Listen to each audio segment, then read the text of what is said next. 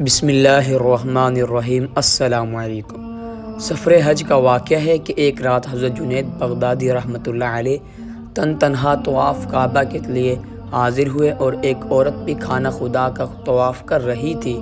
اچانک عورت کی پرسوز آواز ابھری، وہ طواف کے ساتھ کچھ عاشقانہ اشعار بھی پڑھتی جاتی تھی۔ حضرت جنید بغدادی رحمۃ اللہ علیہ عورت کے اس عمل کو کچھ دیر تک برداشت کرتے رہے۔ پھر جب اس خاتون کی آواز طواف میں خلل انداز ہونے لگی تو آپ رحمۃ اللہ علیہ اس کے قریب پہنچے اور نہایت پرجلال لہجے میں فرمانے لگے، اے بے خبر، تجھے اس مقصد و محترم مقام پر اپنی ناپاک آرزوئیں بیان کرتے ہوئے شرم نہیں آتی؟ عورت نے معذرت کرنے کے بجائے اس قسم کے چند اور عاشقانہ اشعار پڑھ دیے۔ حضرت جنید بغدادی رحمۃ اللہ علیہ مزید کچھ کہنا چاہتے تھے کہ وہ عورت آپ رحمۃ اللہ علیہ سے پوچھنے لگی، میں کیا کر رہی ہوں؟ اسے چھوڑو، تم یہ بتاؤ کہ خدا کا طواف کرتے ہوئے یہ خانہ خدا کا حضرت جنید بغدادی رحمۃ اللہ علیہ نے کسی تعمیل کے بغیر فرمایا، ہم اہل ایمان خانہ خدا کا طواف کرتے ہیں۔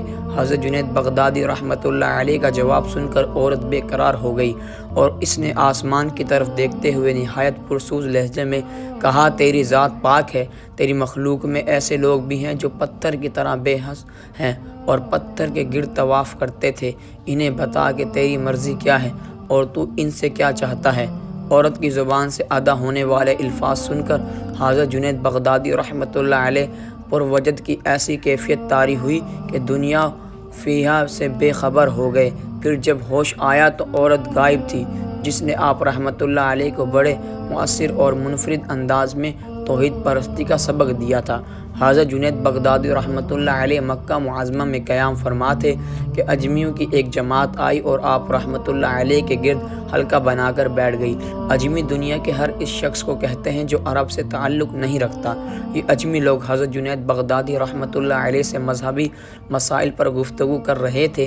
اچانک ایک شخص آیا اور حلقہ توڑ کے آگے بڑھا، وہ پھر حضرت جنید بغدادی رحمۃ اللہ علیہ کے قریب پہنچ کر کھڑا ہو گیا اور اس نے ایک تھیلی آپ رحمۃ اللہ علیہ کے سامنے رکھ دی۔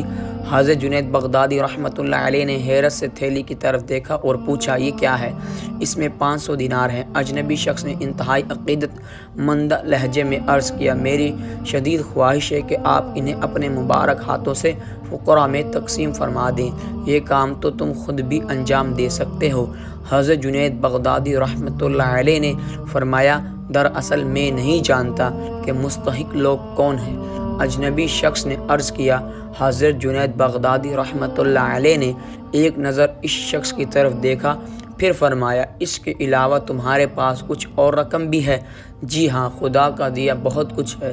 اس شخص نے اپنی آسودہ حالی کا ذکر کرتے ہوئے کہا، کیا تم اپنے موجودہ سرمایے کے علاوہ مزید دولت بھی کمانا چاہتے ہو؟